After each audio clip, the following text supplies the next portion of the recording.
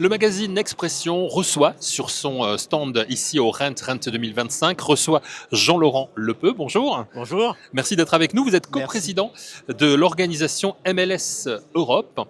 MLS Europe, c'est une organisation qui existe depuis 2 ans. Je crois qu'il a été créé pourquoi? Alors, c'est une organisation qui existe effectivement depuis quelque temps et qui a été créée pour construire, co-construire avec différents acteurs et différents partenaires une offre globale d'accompagnement des différents MLS européens. Il faut savoir que le MLS aujourd'hui, il y a des initiatives à peu près partout dans tous les pays européens. Mhm. Alors bien entendu, en France, il y a l'initiative du MLS Côte d'Azur qu'on connaît un petit peu parce qu'elle a fait office un peu de pionnier. Il y a d'autres initiatives également en France et dans d'autres territoires.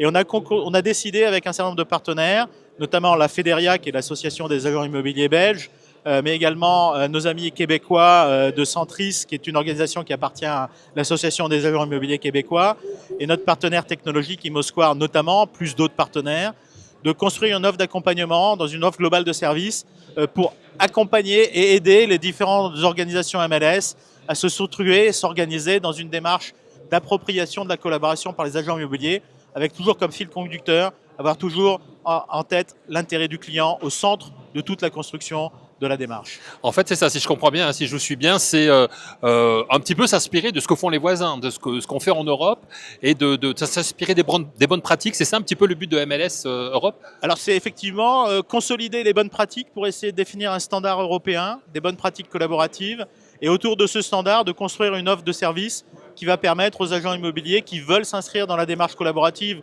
ou qui ont déjà commencé, de faciliter cette appropriation de la collaboration comme un bénéfice essentiel de la valeur ajoutée des agents immobiliers, toujours dans la recherche de l'intérêt de leurs clients, mais également dans la possibilité de se réapproprier un peu leur data au travers des différents outils qu'on propose.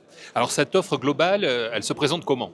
Alors, c'est une offre qui repose sur un certain nombre de piliers. Le premier pilier, c'est justement de mettre en œuvre un kit des bonnes pratiques collaboratives standardisées au niveau européen. Donc là, c'est plus, je dirais, des outils de compréhension de ce qu'est la collaboration, de ses bénéfices, de ses avantages et de la façon dont elle doit s'organiser et se structurer au plan local. Parce que la collaboration, ça reste toujours une démarche entre agents immobiliers de proximité. Bien Donc sûr. on essaie d'accompagner ces groupements de proximité dans cette appropriation des bonnes pratiques collaboratives.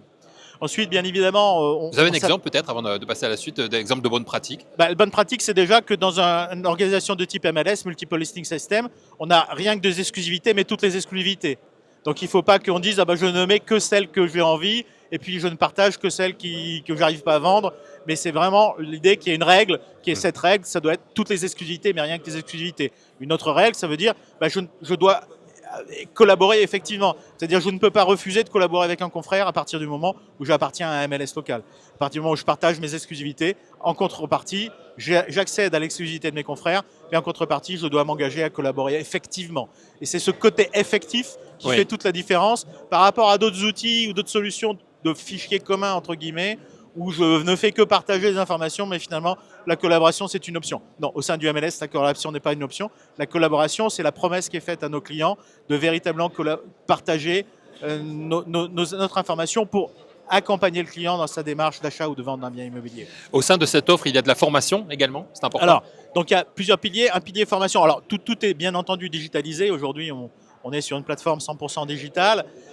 Donc, on a une plateforme d'e-learning qui a été co-développée avec le CEFIM, qui est un organisme qui dépend de la Fédéria en Belgique et qui est spécialisé dans l'e-learning immobilier.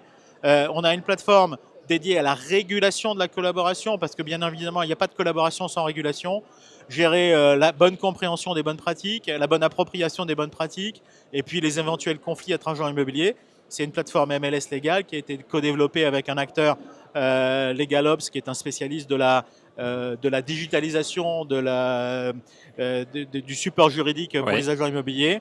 Et puis bien évidemment la plateforme collaborative elle-même qui est développée par Imosquare, qui est notre acteur franco-canadien avec qui on a développé cette plateforme collaborative qui est un peu aujourd'hui le state of the art en matière de collaboration immobilière en Europe.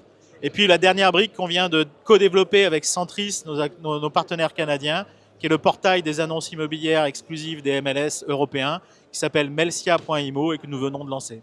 Melsia, MELSIA.imo. Voilà. Absolument. Donc, nouveau portail d'annonces immobilières. Voilà. Quels sont, Jean-Laurent, vos objectifs pour 2026, puisque là vous présentez donc toute cette offre globale ici au Rent 2025, donc vous avez, j'imagine, des objectifs. Alors, nos objectifs, c'est bien entendu d'agréger dans cette organisation qui, je rappelle, est une organisation à but non lucratif. Hein. On n'est absolument Oui, pas c'est une important, entreprise. vous avez raison. La MLS Europe, c'est une association à but non lucratif qui a pour vocation à fédérer l'ensemble des initiatives MLS des différents pays européens. Donc là, aujourd'hui, on est en mode pilote, si vous voulez, avec essentiellement des organisations françaises et belges. Mais bien entendu, notre objectif, c'est d'agréger le plus possible d'autres MLS européens. Alors, qui sont déjà partie prenante du projet depuis de nombreuses années, mais qui n'ont pas encore intégré les outils. Donc là, pour nous, l'objectif pour 2026, c'est d'agréger nos amis italiens, allemands, luxembourgeois, espagnols, autrichiens, avec qui on est déjà en relation depuis de nombreuses années, mais vraiment maintenant de les embarquer dans les outils, dans la plateforme. Eh bien, écoutez, on vous souhaite bonne chance dans tous ces objectifs. Merci d'être venu nous présenter cette offre intéressante, donc proposée par l'organisation MLS Europe, ici au Rent. On peut vous retrouver sur votre stand. Et j'imagine qu'il y a un site internet aussi. Un site internet. Alors, il y a le site internet dédié à l'explication de la plateforme mls-europe.com et puis le portail d'annonces immobilières pour les particuliers, melsia.imo. Merci beaucoup, Jean-Laurent Lepeu. Je rappelle que vous êtes coprésident de l'organisation donc MLS Europe. Merci à vous d'avoir suivi cet épisode. Le magazine Expression vous donne rendez-vous pendant ces 2 journées de Rent ici à Paris, porte de Versailles.